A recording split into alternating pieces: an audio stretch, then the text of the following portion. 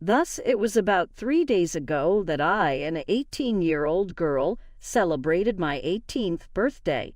My mom, stepsister, and stepdad all reside with me. Though she is just 15, my stepsister is the worst 15-year-old I have ever had the displeasure of meeting. She constantly tries to outdo me and is conceited and cruel. She's a terrible human being, which is why we despise one another and have always done. That's it. I was 3 years old when my dad went away, and I hardly remember him at all. However, I do remember a lot of arguments I had with my mom when I was younger, which led me to believe that things may have gone differently if my dad had been alive. When I reached 16, she got married to my stepdad, and they moved in together. However, they had been dating for 3 years before they were married and moved in together, since she had been with him since I was 1. My stepsister was a complete brat even before they got married. She was much harder to put up with once my stepdad moved in, since she was 10 times more obnoxious and would often instigate arguments with me. I repeatedly brought this up to my mother and even voiced my displeasure over her actions to her father, but they chose to ignore it, blaming it on typical sibling rivalry. They thought she would get over it, but I knew they wouldn't bother because my stepsister was the family's favorite for both of them. Since she was his biological daughter, my stepdad would naturally always stand by her, but even my mother would go over and above for her. She would never do that for me, so that stung a lot. My mother didn't like it at all when I discovered as a child that we were essentially different individuals. When I was younger, my mother wanted me to learn how to apply cosmetics at the age of 7, take care of my hair, and wear dresses rather than shorts. However, I was a bit tomboyish and preferred sports, video games, and vehicles. Though they weren't me, I'm not claiming there's anything wrong with those things. There were a lot of arguments between my mom and myself because I didn't feel like I could express myself authentically if I was always trying to please her. She constantly wanted me to be a little version of herself. Therefore, she would push me to do more feminine things when I didn't want to. She never acknowledged or even realized that I was a unique individual. She liked my stepsister right away since she was the type of kid she had always wanted. As a teenager, that truly devastated me since here I was, doing everything in my power to win my mother around to my true self. All of a sudden, this chick appears and grabs her from me. My mother became the mother I had always desired for my stepsister. Nothing made me feel more depressed than that. The fact that my mom was suddenly on her side was terrible enough, but my stepsister's haughty actions would make matters worse. I simply couldn't tolerate her. As soon as possible, I wanted to get off to college. On my 18th birthday, I was ecstatic since I had just graduated from high school and would soon be traveling to the college of my choosing. I play lacrosse, so I already had a sports scholarship secured, and I was planning to transfer in the autumn. I was thus prepared to leave this area behind. Since my 18th birthday would be my last to be celebrated at home with my mother, I anticipated a surprise from her. I expected some zeal from her because I would only be returning home for the holidays starting this year. But I suppose that since my stepsister came around, I had forgotten exactly how unwanted I was. I was foolish to have any expectations at all. Not only had my mother not done anything particularly for me, but she had also sat me down to a crucial conversation about the future in the afternoon when the house was empty. She informed me that, unlike me, my stepsister would not be receiving a sports scholarship when she entered college in a few years, since she was not a student athlete. She was also not eligible for an academic scholarship because of her grades, so she would have to pay the whole cost of tuition. My mother then threatened to take away my right to reside here unless I contributed to my stepsister's education fund. It was that final bit that stunned me. She said she and my stepdad decided they'd start saving up for my stepsister's college fund now to avoid any financial trouble in the future. When I asked her to repeat herself, they expected me to contribute as well because I was now an adult, or they wouldn't let me continue to live here. I had to contribute as a member of this home or I would have to move out. The fact that she was even making this demand astounded me. It goes without saying that I couldn't assist, and it was absurd to suggest that I would lose contact with them if I didn't support my awful stepsister. My mother sounded so serious about it that I could practically feel my stomach drop. I couldn't believe she was saying this. I told her I needed some time to think and left for my room since I didn't know what to say to her, and I most surely didn't want to argue with her. My stepdad is a physician, and my mom works as a nurse. They met since they both work at the same hospital. Although I'm not aware of their precise income, I'm confident that it's plenty for them to support my stepsister without requiring my assistance. The idea that she would even ask me to help seemed absurd. I might have even contemplated it if my stepsister and I had a wonderful connection with someone who doesn't even like me. I detested her, though, since she was a terrible person. Therefore, why in the world would I donate to her college fund? That was nonsensical. Additionally, I don't see how Mom expected me to give money when I would need it for myself. I was leaving for college in a few months. I would undoubtedly need that money for personal expenses, so it didn't seem fair to ask me to help out for my stepsister, even if, in the unlikely event that I did get a job there and began working to support myself. The fear of being booted out kept me from even saying nay. I was not interested in living on campus all year. I wanted to return for the holidays. I doubt that I could even gain permission to do it. It was horrifying to think that after I graduated from college, I would essentially be homeless. After giving this some thought, I decided that it wasn't fair to me and there was no way I could make this work. But I chose to speak with my grandparents rather than argue with my mother. I didn't want to compromise with my mother this time just to have my expectations ultimately unmet. To be honest, I didn't believe the disagreement would be worthwhile at all. She would never consider me, and she would only ever consider her favorite. I was essentially barred from speaking to my mom's parents, my grandparents. We hardly communicate with my dad's parents, who are out of state. She claimed that my grandparents needed no company and that I shouldn't bother them. I could only visit them with her never alone, and I could only speak with them about appropriate subjects. In my junior year, I went by their house without warning to spend some alone time with them. Mom had been crying when I informed her when I got back. I made the decision not to go see them alone any time soon since I didn't need that much turmoil. However, I enjoyed my stay there, and I didn't get the impression that they were particularly ill or frail. But up until this point, I had complied with my mother's guidelines for communicating with my grandparents out of a desire to avoid upsetting her. Still, I realized that day that if I wanted them to assist me in persuading my mother, I would have to go against the regulations and talk with them. It's likely that my mother could only be coerced into doing something by my grandparents. To save myself from being ejected this time, I truly needed them on my side. I was not going to work through college and acquire a job only to contribute to my awful stepsister's education money. In order to record my mother repeating the requirements she had set for me, I eventually made the decision to speak with her.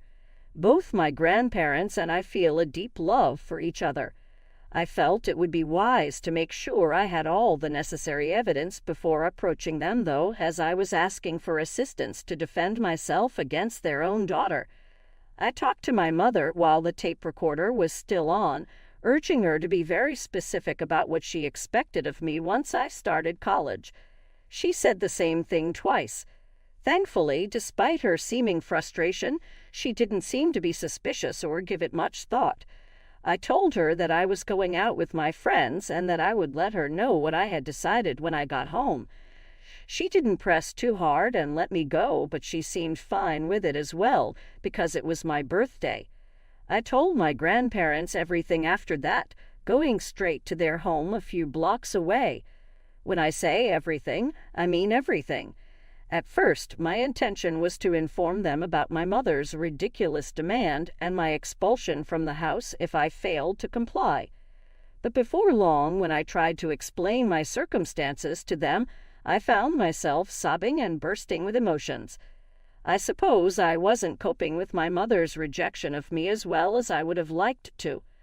They were astonished as I was telling them about the horrible treatment I had at home. I appeared somewhat content and at ease whenever I went there with my mother, but it was only a mask I had to wear. My mother felt that my grandparents were too elderly and unwell to be worrying about her or me. Since my grandparents appeared to be in excellent condition and were just in their early 60s, I must admit that I never got into that premise. I believed that my mother's fear that I would one day reveal the truth about her was the primary reason she didn't want me to interact with them or be in their presence. She was afraid her parents would discover that, in order to protect her stepdaughter, she had been abusing me, her own daughter. She would then be in serious trouble, and her parents would be quite angry with her. This is exactly what took place. My grandparents came for me for a bit after I told them everything, promising to mend things. My grandfather appeared incredibly irate, but I wasn't sure what they meant by it.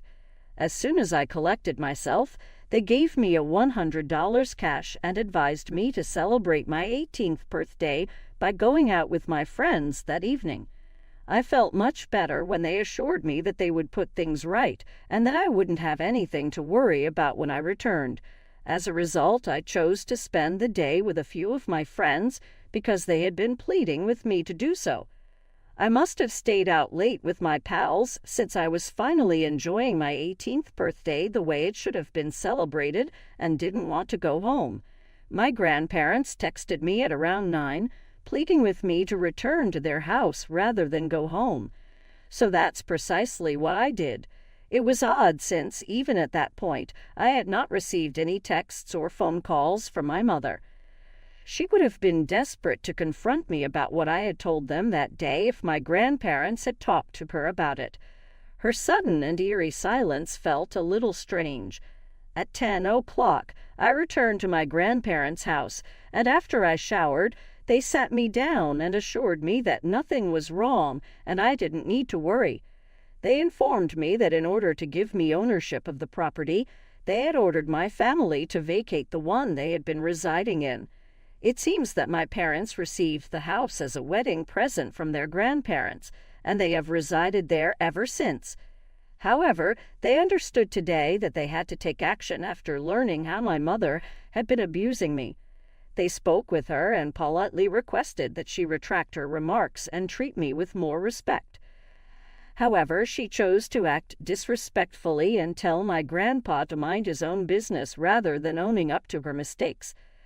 She genuinely thought that I would no longer be welcome in her house if I didn't start working and supporting the family as an adult.